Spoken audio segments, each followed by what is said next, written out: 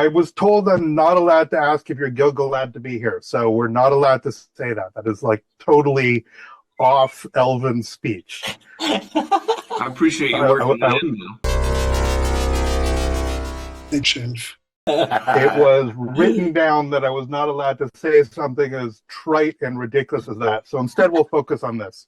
Both of you are occupying characters that, well, Elrond, we think we know. We're getting a different version of Elrond. Gil-galad we saw for 10 seconds in a previous iteration.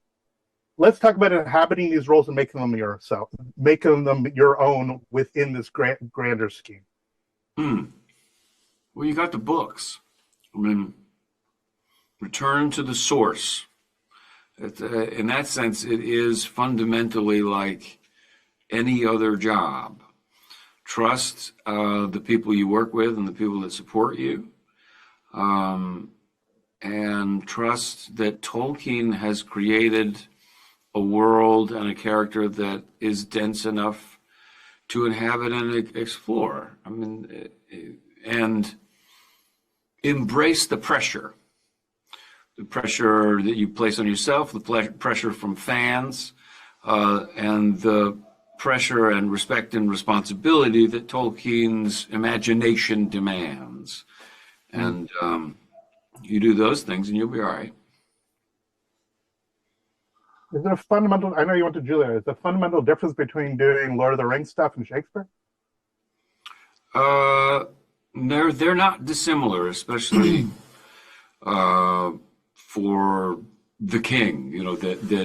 That trope with the Shakespeare trope. The king is the king because everyone kneels, and otherwise he's just a dope in goofy clothes. What? Well, you're the High King because you're taller. I think that's well. There's that, right? but right. The metaphor holds in that it is a group effort, and you have to rise to the level of the story, raise your performance and the amount of work that you put into it, so that the text doesn't feel elevated; it feels essential. Here's what I'm getting with that. I'm not at all pretending that the script, the language is obviously there, but there's so much baggage. There's so much you're entering into this world and trying to find your own way. If you could talk about finding this Elrond. Oh, yeah. I think that he's a really unique elf in the Legendarium in terms of we have other half-elven characters, but he's probably the most well-known. And certainly in this world right now, he's unique. And so I've always just, from the word go, been really keen to sort of like explore that. And I get the chance this season to lean more into the humanity inside of him and the human elements of him, and acting on impulse and feeling that his back's against the wall and having to do things that he's not necessarily ready for. So I was really keen to, and still am, to explore an elf who's still learning a lot from the world around him, from people he respects, and that's really important to me with Elrond. I mean, that being said, you're also the smartest elf in the room. So does that come naturally? Well, I feel that in the first season, one of the things that I always used to say was that Elrond is sort of like the saying, all the gear and no idea. That he's the guy who's got all the best camping equipment but has never been camping. You're book smart. He's book smart, yeah.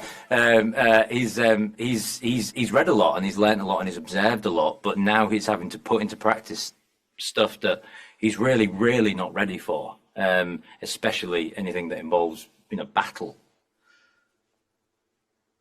And as we wrap up, if you could talk about sort of bringing this aspect of the start, because it's so easy to get lost in the whole mysticism of it all, but to treat these characters that are almost like gods with a deal of humanity. Well, again, Tolkien has done a lot of that heavy lifting for us. He's put us in circumstances where We have to think on the fly and lean on each other. And it's life or death.